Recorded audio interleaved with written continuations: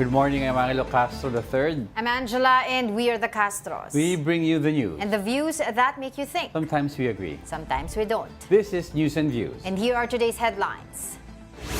More schools and groups are urging the Senate to proceed with the impeachment trial of Vice President Sara Duterte. DSWD confirms that the woman seen crawling out of a drainage canal admitted to occasional drug use.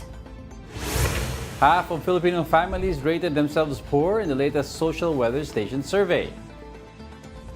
Scattered rains are expected over Ilocos region, Abra and Benguet due to the LPA according to Pag-asa. First in the news, more academic institutions and groups pressed the Senate to move forward with the impeachment trial of Vice President Sara Duterte. Here's the report. Several universities have joined calls urging the Senate to proceed with the impeachment trial of Vice President Sara Duterte. These include the Ateneo Law Schools and the University of Santo Tomas. The Ateneo Law School's deans emphasize that public office is a public trust and that accountability cannot and should not be overridden by obfuscating technicalities. They added that faithful obedience to the constitutional mandates is requisite and mandatory, hence not discretionary and optional. The deans also called for a fair, impartial, and speedy disposition of the case. In a social media post, UST also released a statement urging the Senate to proceed with the impeachment trial.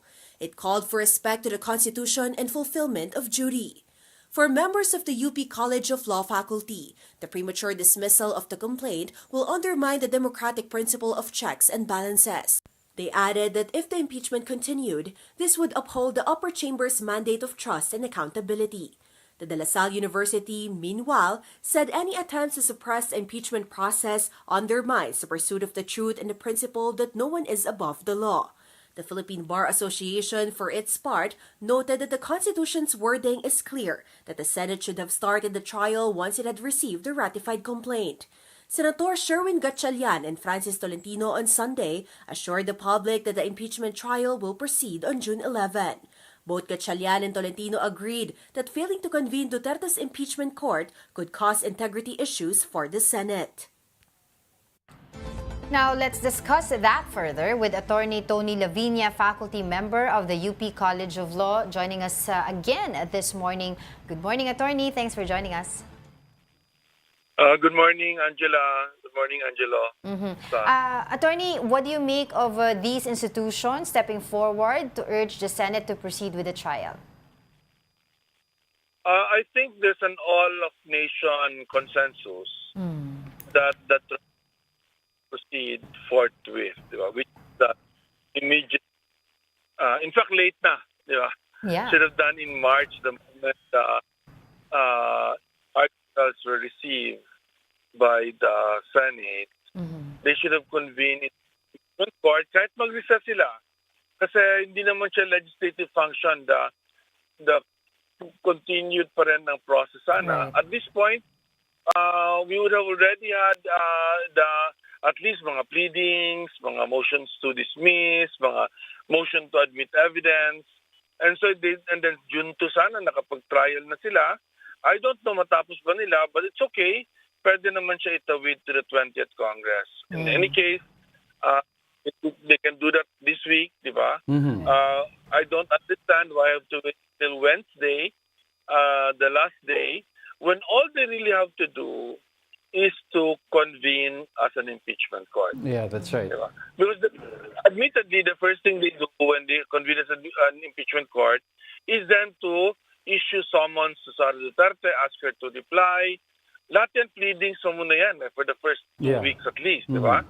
So, why will that, I couldn't understand, Senator Cheese, who's our alumnus and also, used to teach with us the UP College, so he knows his law.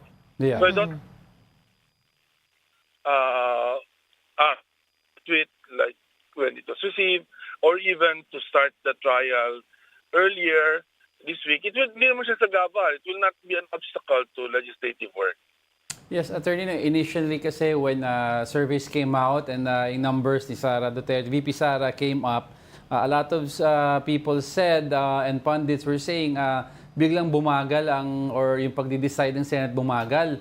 with regards to that, maybe it's out of fear because kinakabahan nila kung ano yung public sentiment regarding Sara Duterte. But now, you have a snowballing of pressure from civic society groups and educational groups. Do you think this can shift the narrative, or maybe not force, but persuade a lot of the senators to push through with this? Yes, yes. But of course, we are calling everyone to converge in the Senate on the next 3 days, but especially on Wednesday. Kasi hindi pa rin online lang, statement lang ito, di ba? That's not enough. You have to show that there are thousands of people outside who will be angry at them if they do not do the right thing, di ba? Yes. Alam niyo yung sinabi mo about what you said about Sara Duterte. There's a connection between a trial and conviction. That's right. Right? We're not yet at the stage of convicting Sara Duterte. They should not be afraid. Surely there are, for this Congress, 12 senators. We only need 12 senators to proceed with the trial. You don't even need, actually, Senate President Teodoro can actually just say, let's impeachment court. No need for the rest to agree. But he said he wants the Senate to agree. That then so be it. That let everyone vote. Let have the majority vote. But what do you make of the 19-day timeline proposed by Senator Francis Tolentino, adding that the prosecution panel may trim down the articles of impeachment from 7 to 2 evidences only? What do you make of that po? This is Is all that doable. doable? You read, all doable if they want to. No? I mean, so the 7 articles of impeachment can be collapsed. That's the purpose. Into probably 3 distinct ones. The heaviest one is actually the corruption from the use of confidential. That's the one which is most damning for VP Duterte. Kasi So yun, I think that they can do an accelerated timeline so that there's political will. Yeah. You know, that even with the adjournment of Congress, the impeachment court can go on. Because the impeachment court is not the Senate. Forget that. The impeachment court is the impeachment court, composed of senators. right. So that's like the Presidential Electoral Tribunal. The Presidential Electoral Tribunal is not the Supreme Court.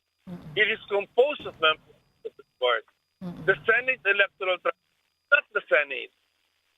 It's composed of 6 senators and 3 justices of the Supreme Court. The confirmation on the commission on appointments is not the Senate or the House. It is composed of the Senate President and 12 members each of the Senate and the House. So this work can go on even when Congress has adjourned. Pero nanggagaling po kasi si Senator Tolentino dun sa place niya, sa stand niya na hindi na pwedeng ituloy yung 19th Congress, yung impeachment trial sa 20th Congress. Kaya daw po, ito yung pinopropose niyang timeline na gawin na yung impeachment trial with this 19-day timeline. That's one possibility if they want to do that. I mean, I don't know if it's possible to do that. And the reality is that when he made that statement, I think the privilege speech dyan, nagkamali siya doon. Di ba? Na gusto niya hindi na pa rin tumawid. The majority of constitutional scholars and teachers like me, we believe na pwede siyang itawid. We can cross over to the 20th Congress because this is not legislative work. Legislative work dies when the current session ends, but not other work that can continue on behind this. But that's the theory of the impeachment for being Senate being a continuing body. But Attorney, what's better for everyone? No? Do we go with the timeline proposed by Senator Tolentino, or we should just allow it to cross over to the 20th Congress and then the trial should commence? I think it's probably safer to go to the 20th Congress. Okay. Commence in the Congress, and do whatever you can in the 19th Congress na possible. But I think it should probably go over to the 20th Congress. But with all of the things that are happening right now po, no, yung mga delays dyan sa Senate regarding this impeachment complaint, ano po sa tingin nyo, how does this will affect po yung credibility ng Senado as an institution of credibility? Kasi may mga sinasabi nga po, like si Senator Gatchalian, sabi niya baka mamaya tuluyan na nga magsabi yung ibang tao tulad before, na i-abolish na nga yung sa Senate because of what they're doing right now. Exactly. Alam mo, I'm a historian of the Senate. I've studied the Senate for pre-martial law and post-martial law.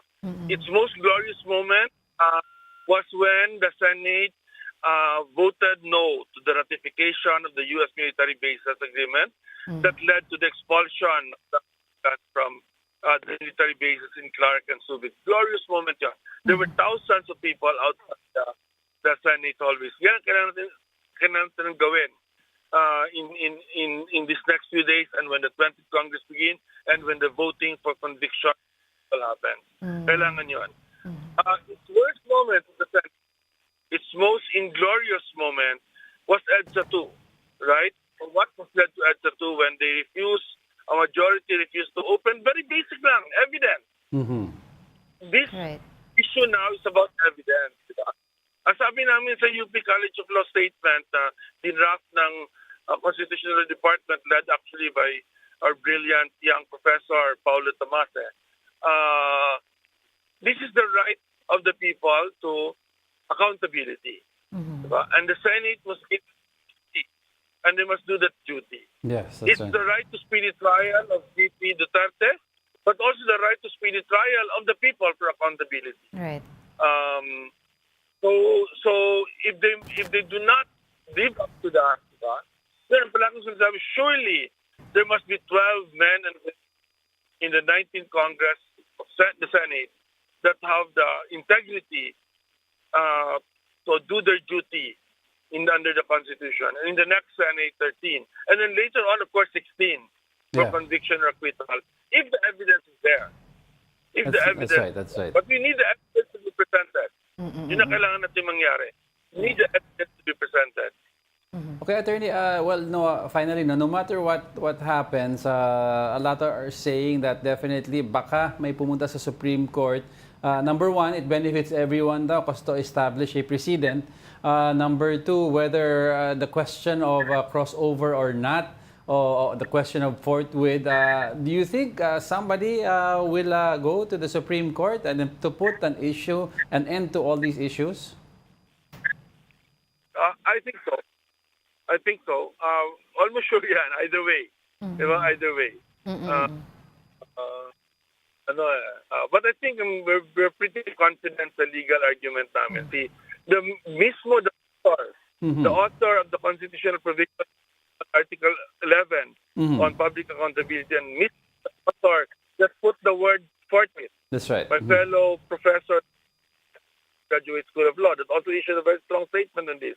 Si Justice Adolfo Ascuna, retired justice. Sabi niya, immediately, agad-agad. Oo, siya nga daw sumulat nun eh. Sumulat, agad-agad ang ibig sabihin nun. Pero aside from that po, do you think there are other reforms, if any, na nakikita niyo po pwedeng gawin pa to avoid in the future itong mga politically motivated delays para po dun sa mga susunod pang mga impeachment trials in the future? Well, para sa akin kasi dapat nilagay nila sa rules nila automatic. Automatic sila once the articles of impeachment are delivered to them. Diba? Kasi obviously, hindi enough yung forthwith. Kaya automatic. Or pwedeng the next day, ilagay nila as an interpretation of forthwith. Baka... Because it's avoid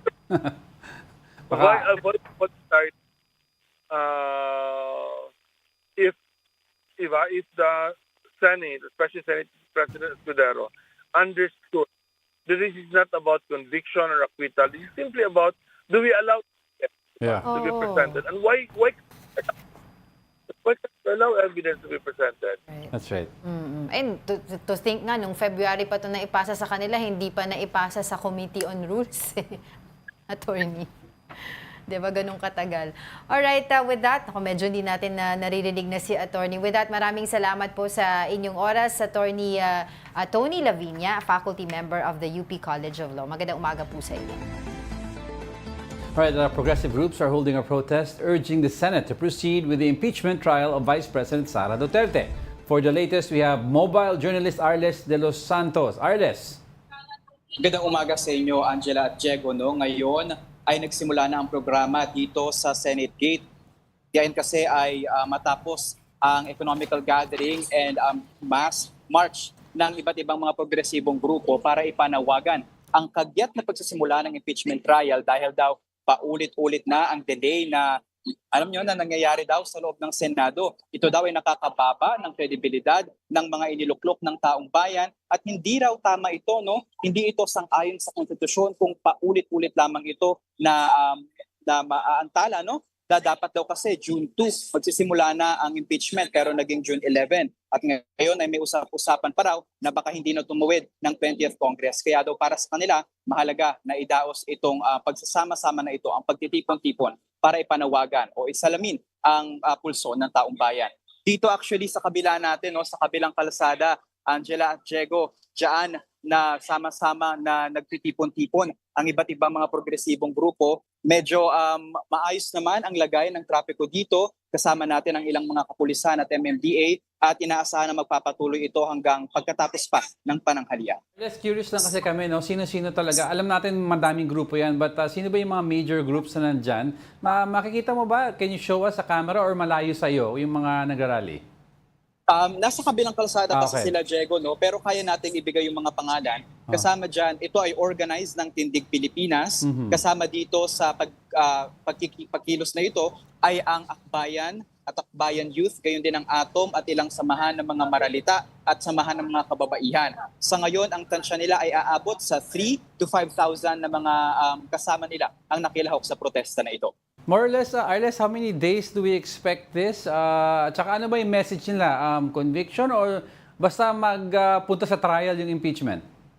Actually, Diego, ito ay unang araw pa lamang ng tatlo, no? Kung ngayon ang economical People's March, gathering and People's March na ito ay unang araw pa lang, bukas naman ay magkakaroon ng People's Vigil.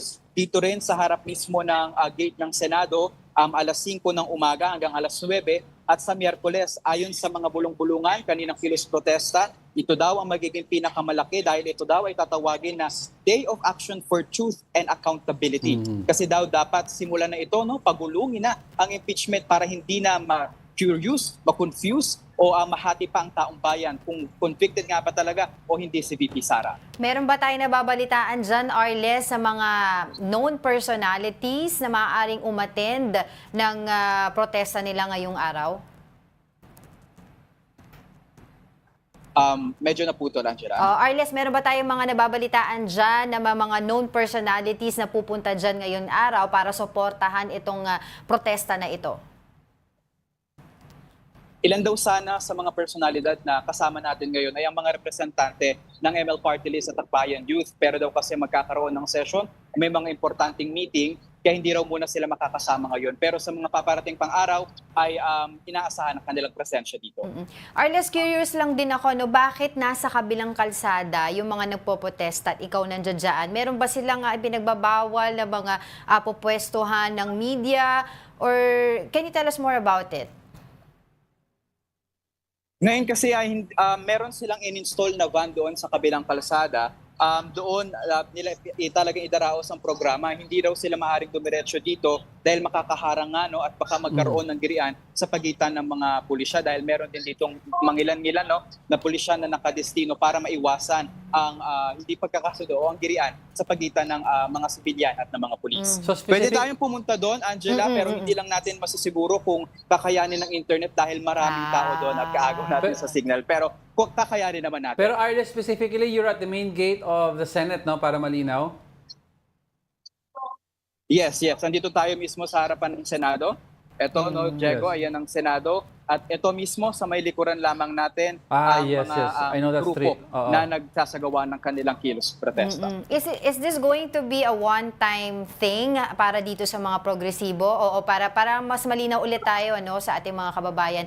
Ilang araw sila dyan at kung hindi pa magsimula yung impeachment trial, are they also planning to proceed hanggang magsimula ang impeachment trial?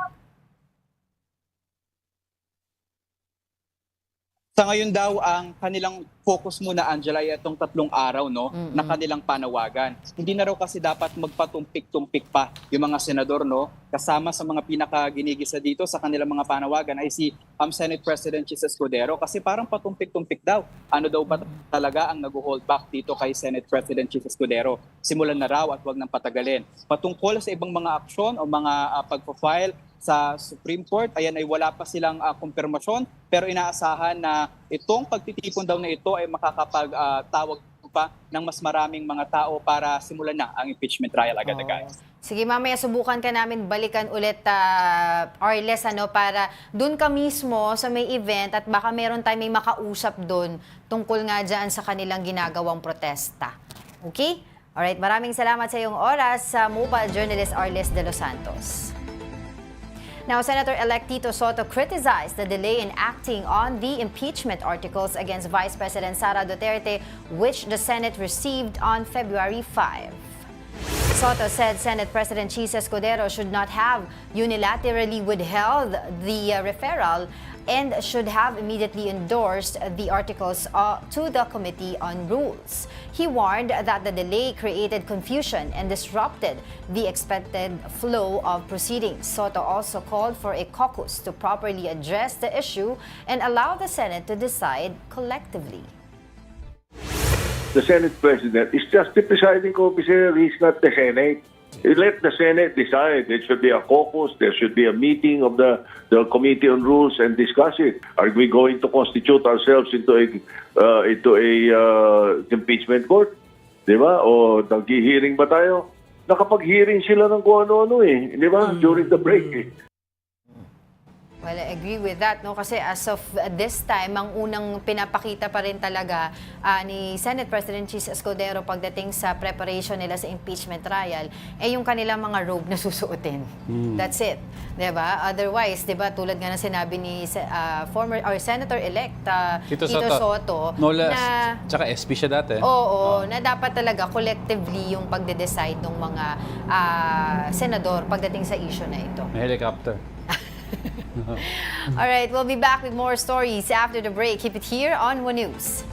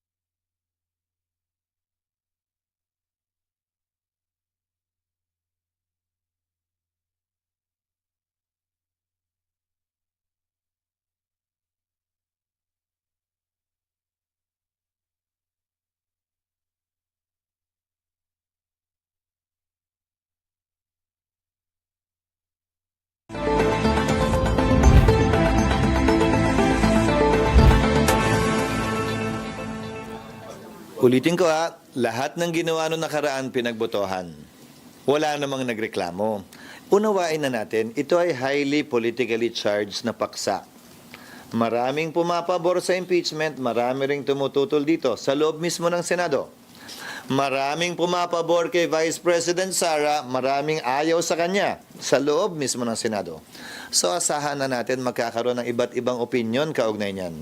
Pero anumang opinion niyan, bilang tagapangulo ng Senado at presiding officer ng plenaryo, kung ako man yung nagkataong nakaupo doon, buong laya akong bibigyan ng sino mang miyembro na magsalita at sabihin kung anong ninanais nila at pagbobotohan ang lahat ng bagay na gagawin namin tulad ng nakaraan.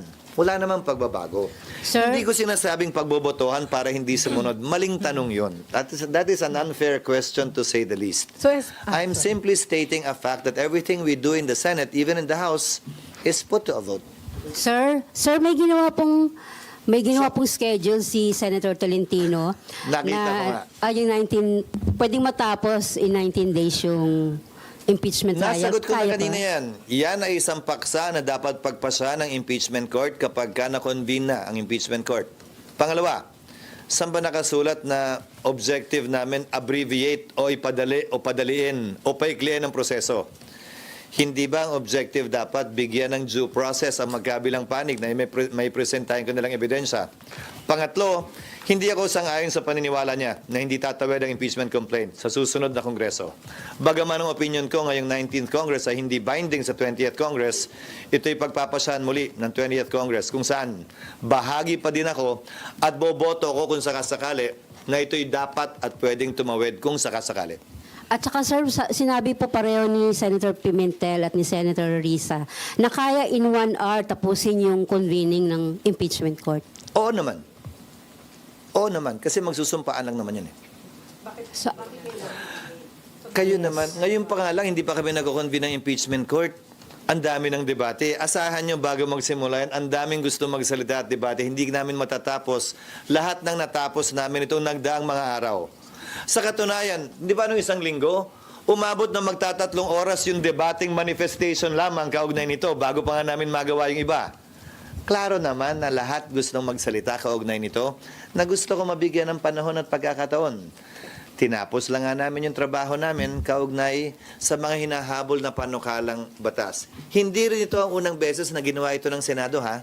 In fact, ginawa ito ng Senado bago mag-adjourn noon ng Oktubre, ni hindi pa nga sinidye. Hindi tinake up ang isang impeachment dahil may mga batas silang ginagawa. Nung taong yon yung budget lamang nga.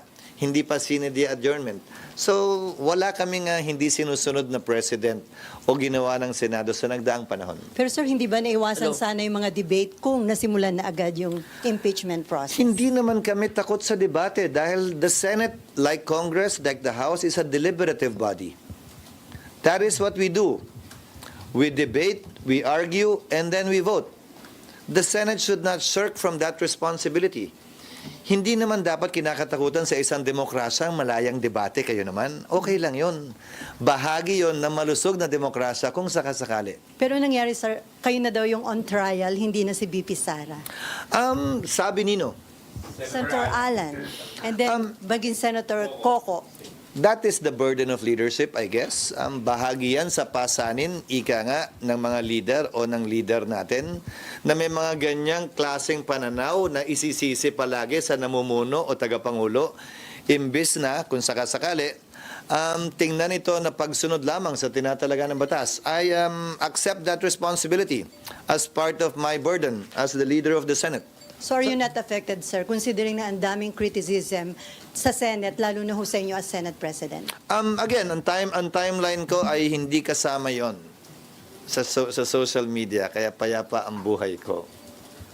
Sir, si Senator Soto, parang biniblame kayo sa hold-up ng impeachment trial. Wala naman tutukan na hold up. Tapos dapat daw, on the same day na natanggap yung article of impeachment, refer sa Committee on Rules. Alam mo, siguro tulad kayo, hindi ko alam ang ibig sabihin ng bushwhack. Alam ko kung pinunawas ko ng tama.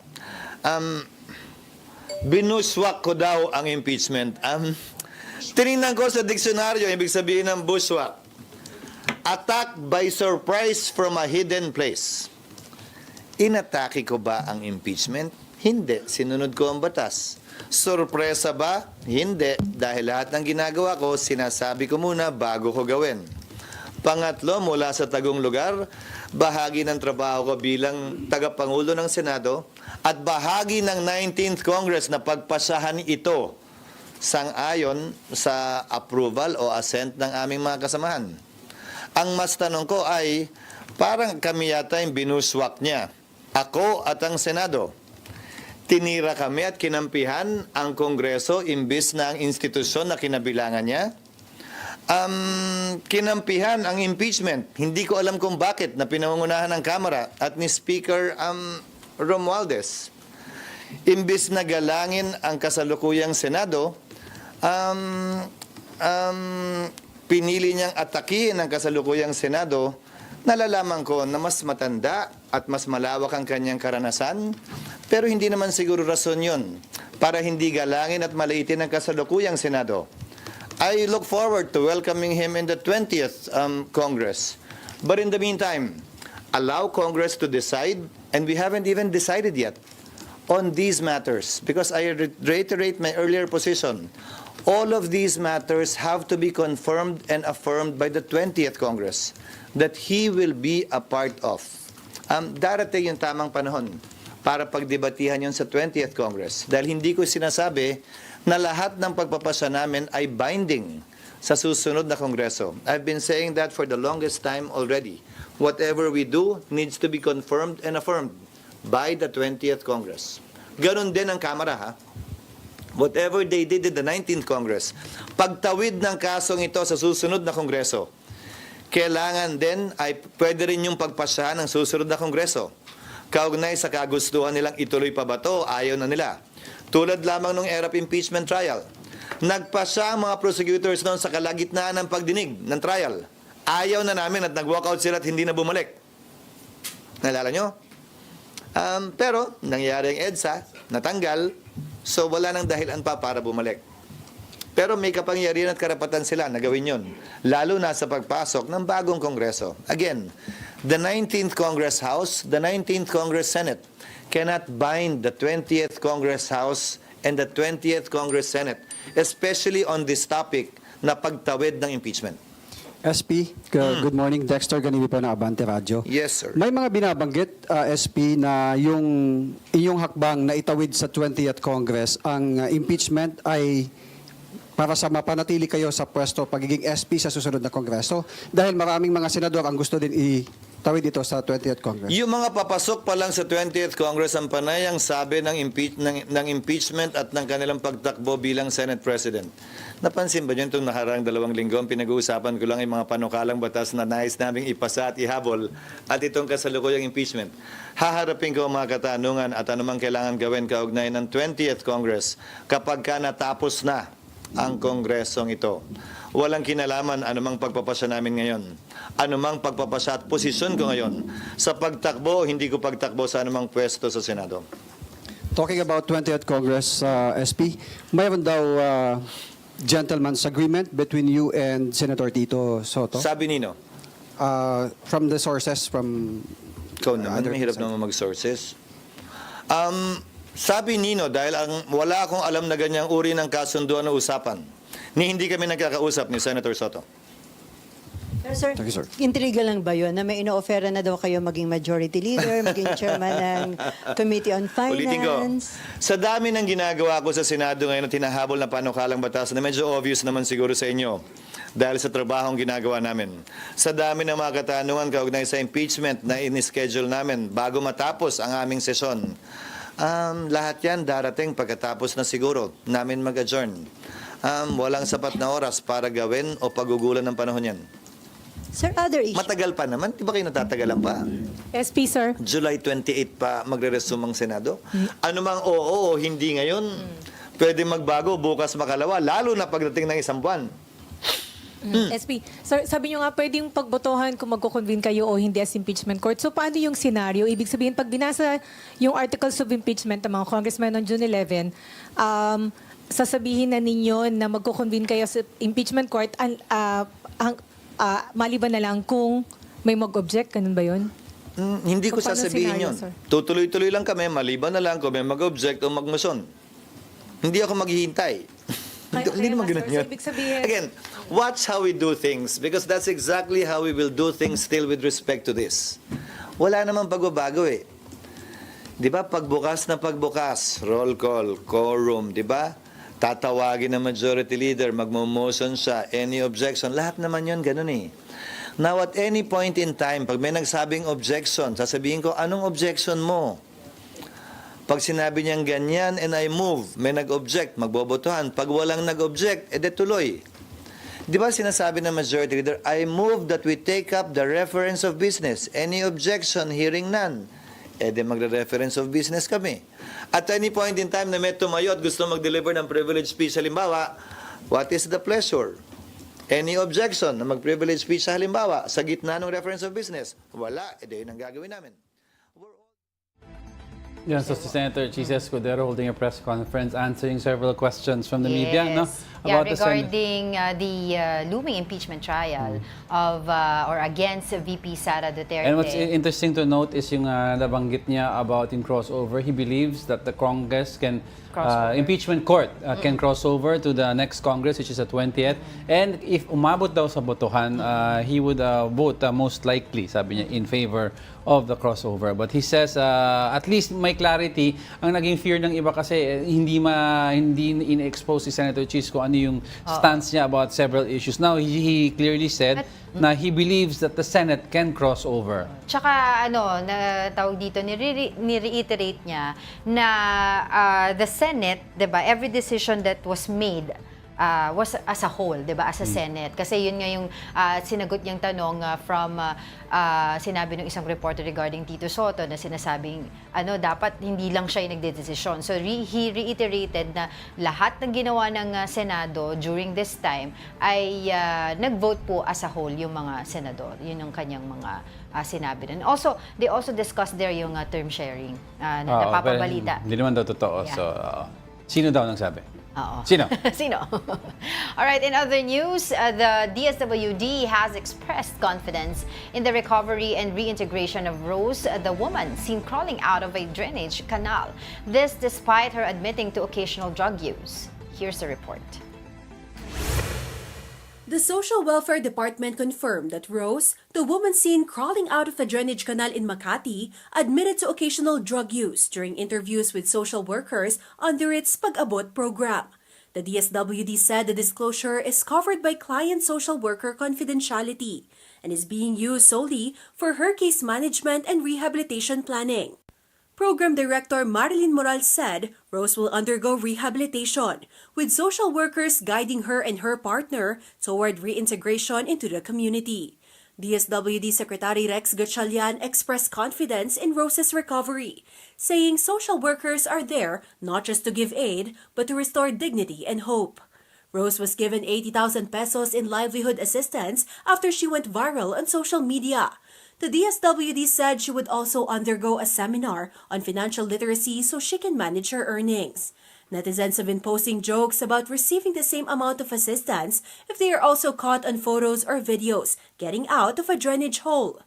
The agency, however, defended its move, saying that other street dwellers are also being assisted. It said some of those who have sought financial assistance have gone back to their home provinces to start new businesses. In other news, Defense Secretary Teodoro admitted that on the very first day of the recently concluded Shangri-La dialogue in Singapore, he already noticed the presence of what he described as Chinese propagandists hovering around. Here's the report. To our Chinese interlocutors, I shall address you collectively. And thank you for the propaganda spills disguised as questions. After Defense Secretary Teodoro called out what he described as propaganda-laced questions from a Chinese official at the Shangri-La dialogue, he revealed that even on the first day of the forum, he noticed a group claiming to be Chinese journalists constantly tailing them. Doon sa lobby ng hotel, meron silang isang control officer. Tapos, doon sila nagkukumpulan. Tapos kakalat uli sila. Tapos babalik sila doon. Kami lang ni General Bronner ang tinarget sa lahat ng mga delegado sa mahigit 60 countries. These individuals repeatedly asked questions focused on the possibility of a proxy war erupting in Asia. Nung ini-interview na nila, hindi na daw marunong mag-English. Pag may mga meeting ako, kasi sunod-sunod, sagaran talaga yung meeting at saka interview. So minsan sa lobby na lang. Hindi naman sila lumalapit, pero binivideo ko. Alam nila siguro ang kalalabasan ng diskusyon, dahil malaya yung diskusyon na hindi pabor sa China. When Teodoro finally had the chance to address some Chinese officials directly, he explained to them the importance of trust among neighboring countries. He pointed out that in 1995, the Philippines trusted China when it said that mischief reef would only be used temporarily by fishermen for shelter. However, China later turned the area, rightfully belonging to the Philippines, into a highly militarized zone. China says that it has peaceful intentions. Why does it continue to deny the Philippines its rightful provenance under international law and UNCLOS? In the end, Teodoro emphasized just one thing. None have agreed with China, and none has condemned the Philippines for standing up against China in the face of a threat to its territorial integrity and sovereignty. For News 5, Gerard de la Peña, We Are One News. Don't go away. We're not done yet. Stay with us.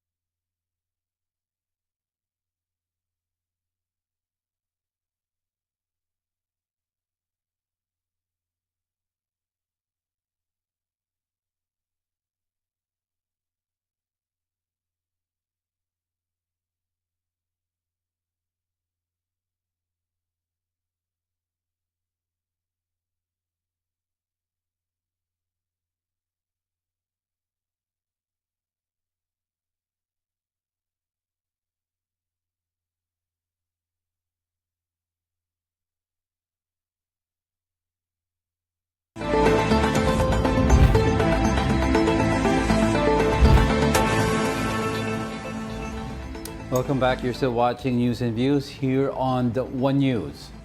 The Philippine Blockchain Week returns with the theme Decoded, highlighting the country's expanding influence in the global blockchain ecosystem. Scheduled for June 10 to 11 at the SMX Convention Center, Manila, the event explores how blockchain, artificial intelligence, and cybersecurity come together to drive innovation. Sessions will showcase how blockchain is transforming fintech, healthcare, and more, demonstrating its role in building trust, boosting efficiency, and strengthening security. PBW 2025 also features immersive experiences in gaming, music, arts, and entertainment, offering exciting and interactive ways to dive into the world of Web3. And to talk more about this event, we have Jessica Gonzalez, Vice President of Blockchain Council of the Philippines and co-founder of Philippine Blockchain Week. Good morning, Jessica, and welcome to News and Views. Hi, good morning. Thank you for having me. Well, of course, we had that report about this Blockchain Week, but baka naman you can expound to us or tell us more about the Blockchain Week 2025.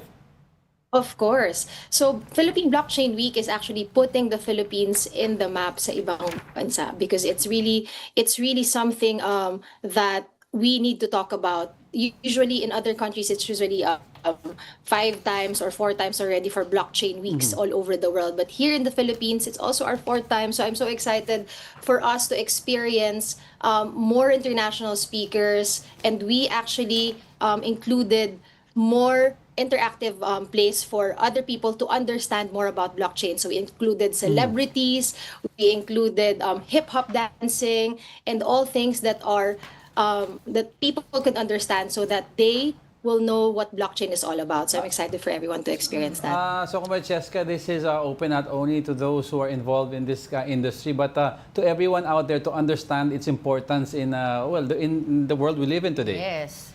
Definitely. We actually even have a press conference recently that included telling people about fish blocks. So even the MSMEs, the fish vendors, the jeepney drivers, they need to understand what blockchain is, because in the future we won't even talk about blockchain. It's just a normal thing, just like the internet. Yeah. So every Filipino should understand more about this. And no one should left behind. Ika nga. But earlier in our report, we mentioned about decoded. So what does the theme decoded rather signify for this year's event?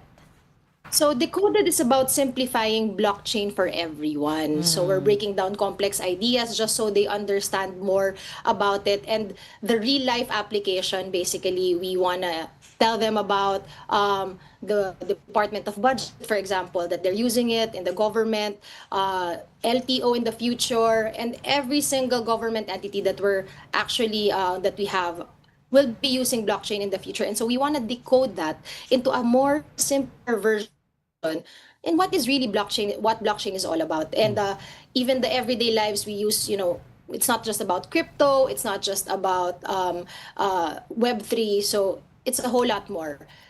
So, yeah. Yeah, to spark some interest now in the simplest terms possible, what is a blockchain really? And if I were a fish vendor or a small medium enterprise entrepreneur, why would I want to visit or engage in this event? Definitely. So if you're a fish vendor, for example, or a fish balls vendor or a street vendor, you would want to understand this because it's of its transparency. Basically, there's no middleman. That's the end all and be all of it. There's no middleman. You do everything directly through the blockchain, meaning it's all in the internet. They can everything, every transaction, every payment, it's all in the internet. So no one can fool you, no one can scam you, because it's all transparent and efficient. So it's in the blockchain basically. Sounds interesting. Yeah, I know. And sobrang interested ako malaman how are they going to bring this down to the important people as well, like what you've mentioned earlier, Diego. But what should attendees expect to gain from participating in the PBW 2025? Actually, this is not just a normal conference. It's giving more jobs and opportunities to Filipinos. Honestly, there will be a lot of companies coming from other countries. We have 200 plus speakers international flying out just for this, and they're all willing and eager to come into the Philippines and get more talents from the Philippines. So you're gonna have probably jobs, you're going to enjoy, it's fun, there are a lot of entertainment. We're also going to have a fight night, we're going to have an MMA and boxing here. And we're gonna connect that to blockchain as well. And so it's just so exciting because the students, we have different agendas for different set of people, for students, for entrepreneurs, for sports, and all the industries that you can think of. They're all here. Do you have more information you can share with our viewers? How can they participate? How can they join? Do you need to enroll first or reserve seats or register? Definitely. So you can just go to our website, www.pbw.ph, and you can buy your tickets there. And we're so excited to see you tomorrow. That's actually tomorrow. Wow. So. All right, on that note, good luck on your event. Thank you so much. That was Cheska Gonzalez, Vice President of Blockchain Council of the Philippines and the co-founder of Philippine Blockchain Week. Thank you so much for joining us today. Thank you. All right, authorities recovered nearly 1 ton of suspected shabu worth 6.8 billion pesos of Pangasinan's coast since June 5. The Philippine Coast Guard deployed high-speed boats and the BRP Cabra, along with drone surveillance to find and retrieve floating drug sacks. Local fishermen also played a key role, turning over several sacks they found drifting separately along the coast. Similar packages were also found drifting north in Ilocos Sur. PCG vowed to intensify maritime patrols as efforts continue to track down more possible drug shipments drifting in nearby areas. In weather, Pag-asa continues to monitor the low-pressure area near Luzon. The LPA was last spotted some 85 kilometers west-northwest of Bacnotan, La Union. The Weather Bureau says it could develop into a tropical depression in the coming days. However, it has been moving away from the Luzon landmass. Scattered rains are expected over Ilocos region, Abra, and Benguet due to the LPA. The southwest monsoon or habagat, meanwhile, will trigger occasional rains over several areas. These include Zambales, Bataan, Cavite, Batangas, Occidental Mindoro, Palawan, and Antique. Metro Manila and the rest of the country may also experience cloudy skies. Naisip ko lang baka yung Senado pwede i-integrate yung blockchain sa mga proseso nila. Paano? Para maging matanggal yung middleman daw. Yeah. Para maging more Para transparent. no more delays. No more delays, diba? And Kasi transparency. isipin mo, fishbowl vendor ka, magamit mo yung blockchain mo. Well, that's very interesting. Wala na yung middleman. So it's integrating technology into in local businesses natin. Yeah. In that way, hindi mahirapan yung mga vendors, diba? Yeah. Kasi hindi ganun kataas yung magiging pagbenta nila. So eliminate those who are not wanted sa sistema ng pagbibisnes nila. Yung mga opportunists. So kailangan ng Senado yan. Right. Alright, happy Monday to everyone. And before we let you go, I'd like to leave everyone with a quote. The only limit to your impact is the size of your vision and the strength of your will. And that wraps up today's episode of News and Views. Join us again tomorrow. I'm Angela Lagunsad Castro. And I'm Angelo Castro III. We are One News. All sides, all the time. Bye.